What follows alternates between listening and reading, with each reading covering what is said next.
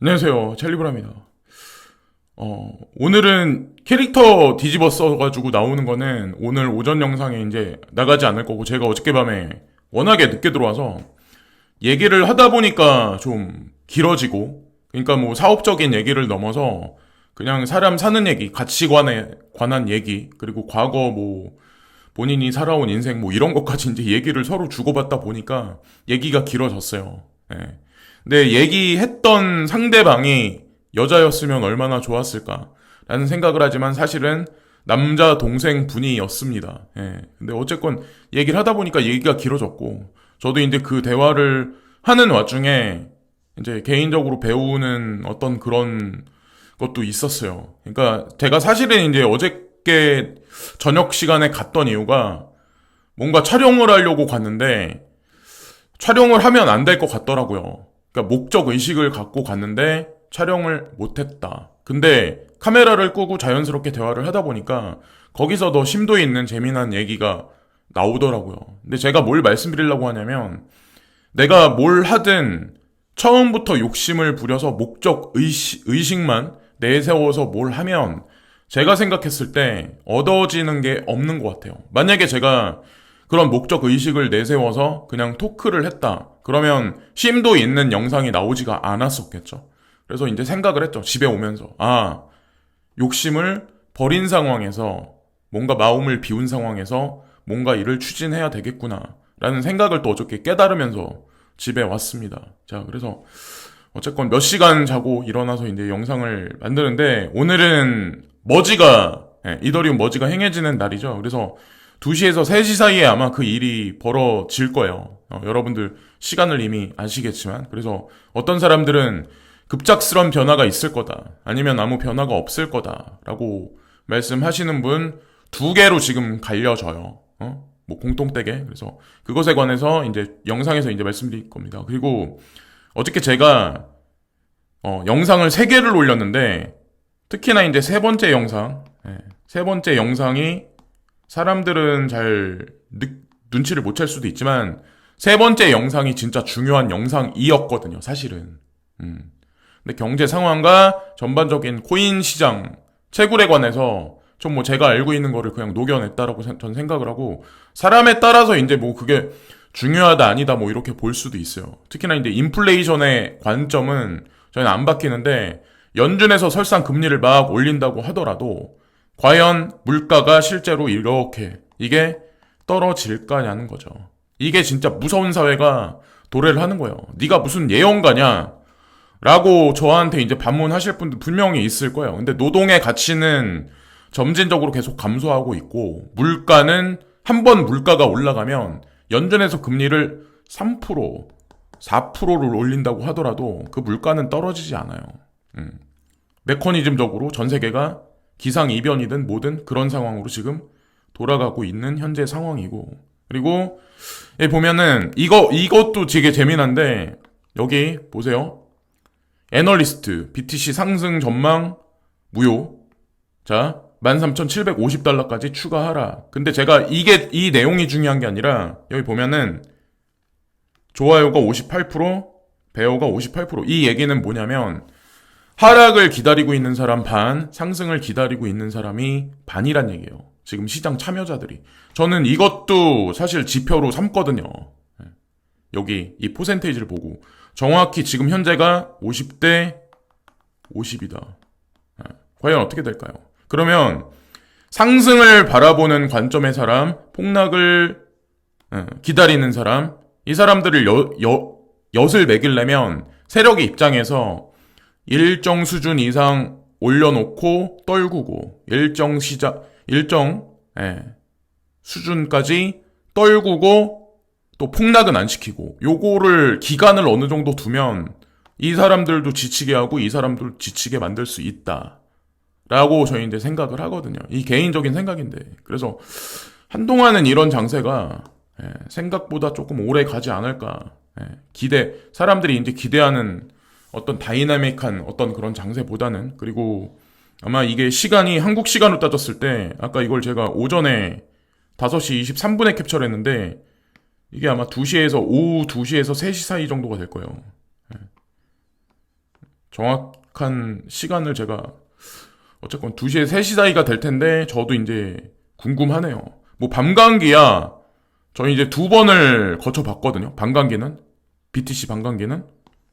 그래서 어떻다는 거를 알고 첫 번 2016년에는 뒤통수를 쳤죠.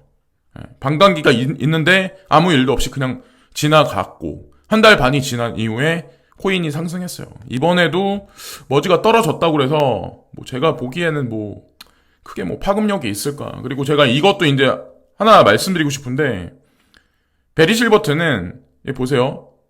본인은 이더리움 클래식을 이더리움 가격까지 갈 때까지 본인은 팔지 않겠다라는 발언을 했는데 제가 제일 우려스럽게 생각하는 게 대중들은 보세요. 저는 이거를 전달을 시킬 때 베리 실버트라는 위대한 인물이 코인 시장에서 위대한 인물이 이런 얘기를 했으니까 여러분들도 이렇게 해야 됩니다가 아니에요.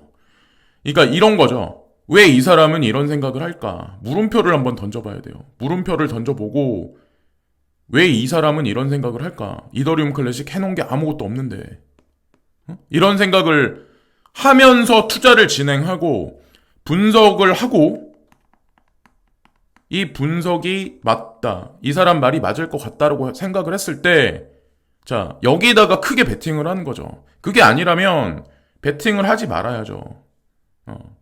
저는 이제 그런 생각을 하거든요. 저는 그래서 이 사람이 말하는 이 시점이 언제일지 아는 사람은 아무도 없어요.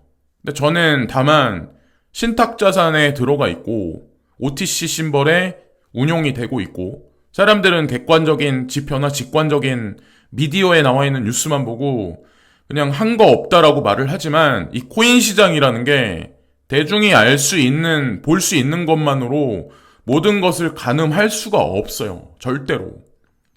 과거에 비트코인도 인프라가 없었을 때, ATM 머신도 없고, 기관 투자가가 들어오지 않았을 때, 정확히 47만 8천 원 정도 했었을 때, 이때 주변에다가 제가 막 얘기했었을 때 저 사기꾼 소리 들었어요.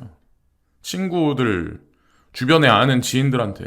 지금도 마찬가지 이치가 아닐까라는 생각을 하고 어쨌거나 저쨌거나 해시레이트는 상승 중이다. 지금 많이 올라갔어요. 전고점 돌파한 거예요. 68.87. 제가 그런 얘기 한 적이 있는 것 같은데 최소한 100 이상은 넘어가야 된다. 그리고 가격적인 측면도 최소한 아무리 못해도 5만 원 이상 20만 원까지는 도달을 해야 뭔가 안정권에 들어가는데 지금 상황은 뭐 모르죠. 시간이 어느 정도. 근데 저는 결과가 분명히 나올 거라고 생각해요. 개인적으로 바라보는 뷰는.